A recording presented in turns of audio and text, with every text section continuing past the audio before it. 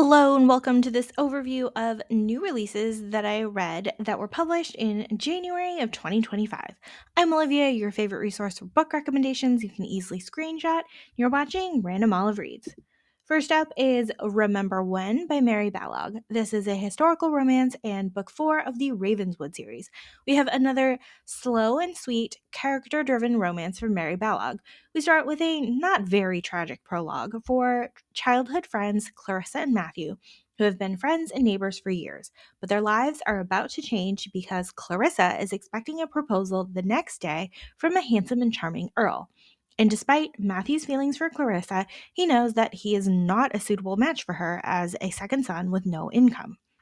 And so they must part ways. Jump forward 33 years, and Clarissa is widowed with grown children and reevaluating her purpose in life. She has decided to spend the summer alone at the family estate to find some solitude and think and plan. One of those plans involves renewing her friendship with Matthew, who just so happens to be the village carpenter for the past 20 years. They've interacted briefly and casually through the years, but maintained their distance because their social stations are so different now. But of course, once they start truly talking again, the friendship sparks back to life along with something more. This was such a lovely, comforting story to read. There's still plenty of drama with Matthew's backstory and his family, but in true Balog fashion, everything resolves neatly. Out of the Woods by Hannah Bonham Young is a contemporary standalone novel. Sarah and Caleb were high school sweethearts and have been married since the age of 19. And Sarah is feeling all sorts of aimless as a wealthy housewife, wanting to build some independence and something of herself to be proud of. And as sweet and caring as Caleb is, he's always swooping in to save the day, making Sarah continue to feel inadequate. Things come to a head at a charity event that does not go well, and then it turns into a huge fight with all sorts of resentment and unhappiness bubbling up to the surface. And so Sarah and Caleb are on a couples retreat in the woods to work out their relationship and communication issues. The humor factor here is that they're both indoorsy people with no physical endurance whatsoever, but the emotional angst is ever present. We get flashback chapters to the past of how their relationship developed and how it intertwined with Sarah's mom being ill. The whole book is a heart punch, and I enjoyed the supportive cast of characters that were there at the retreat. I love this book. My Inconvenient Duke by Loretta Chase is a historical romance and book 3 of the Difficult Dukes series. We start with Alice being terrified that her idiot brother will be killed sometime soon, so she sets off to find a husband this season to make sure that she's never at the mercy of her cruel cousin. Her brother's best friend, the Duke of Blackwood, is all sorts of distressed at the thought of Alice marrying anyone else, even though he has no claim to her. He's clearly nursing a long-time affection for her, despite having chosen a lifetime of debauchery with his two best friends instead of the upstanding life he could have had with her. And when Blackwood hears that Alice's terrible cousin is in town, he tries his best to protect her. We end up with a wild goose chase in the middle of the book that have Blackwood and Alice in a compromising circumstance and needing to marry. While this seems like the beginning of the happily ever after for them, they get pulled in different directions due to their competing responsibilities. As a standalone read, this book was fine. As a follow up after the first two books, it fell a little flat because all the hints from the first two books in the series suggest that these two are officially estranged. We learn more about this so called estrangement in this book and do eventually end up with a happily ever after, but it was a lot less dramatic than I expected. Unromance by Erin Connor is a standalone contemporary romance. We start with a bang here with an elevator meet cute and a one night stand for Sawyer and Mason. And then we find out Mason's a famous actor who is being maligned in the press for a string of breakups, none of which are his fault. And then we find out that Sawyer is a romance novelist who's having major writer's block. When they run into each other again, they decide to strike a deal where they hang out with each other doing cheesy romantic things so that Mason can desensitize himself from being a hopeless romantic and so that Sawyer can find some inspiration for her writing. And of course, they have a list of rules to go with the deal. The rules are clearly going to go out the window as these two spend time together and get all emotionally entangled, on top of the physical attraction that started this whole thing off. This book was both emotional and super funny and steamy, all at once.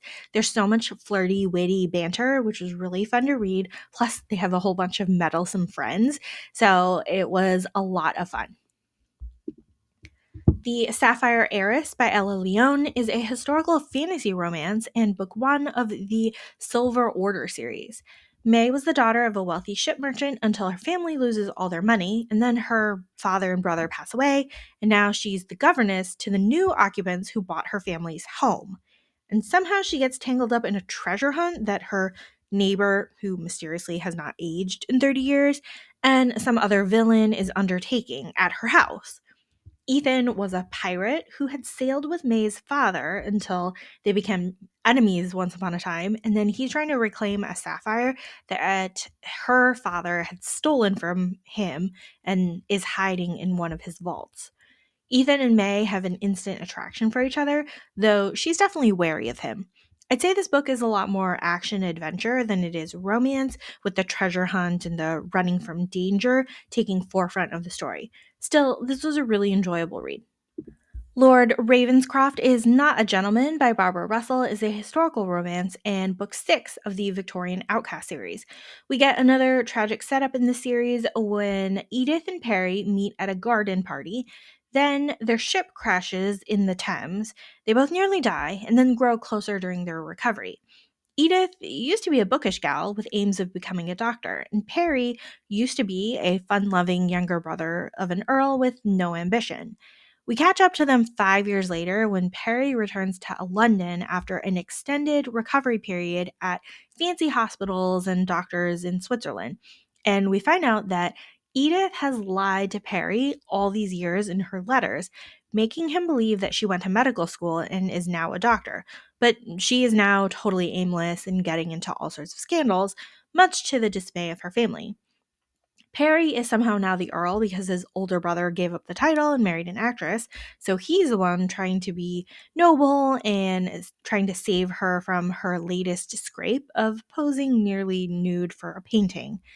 Lots of drama here. I enjoyed reading all of the twists and turns and how these two people are so connected to each other despite their new circumstances. Duke of Lust by Mariah Stone is a historical romance and book two of the Seven Dukes of Sin series. This is your fairly typical brother's best friend romance between Lucian and Chastity. Lucian is a terrible rake who seeks to comfort his own loneliness with willing bed partners. He's always had a soft spot for his best friend's sister Chastity, but has been adamantly warned away from her by her brother. Chastity usually seeks to stay a plain and unremarkable spinster scientist, but she's trying to get her research acknowledged by a local hospital. Somehow, Lucian and Chastity end up in a wager with each other during a house party where he has to maintain celibacy for a month and she needs to be more sociable. Clearly, these two are headed for a romance of their own, but their very different goals and personalities might be a hindrance. This was a quick read for me, with the house party moving swiftly and lots of drama from external players. A Lady Would Know Better by Emma Thoralt is a standalone historical romance.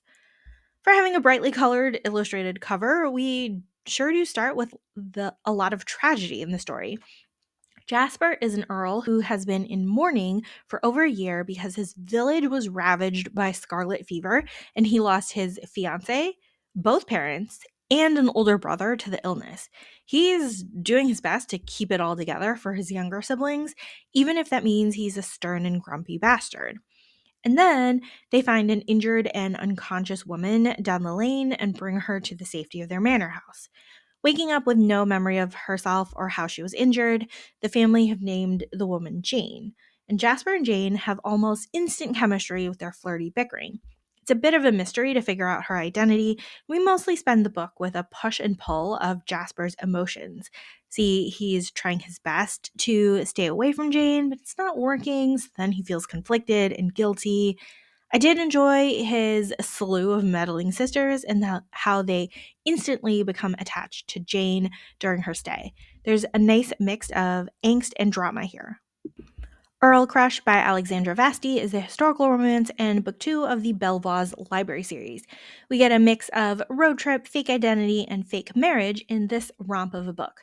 The socially awkward and painfully shy Lydia has shown up at an earl's castle in Scotland to propose a marriage of convenience after 3 years of secret correspondence.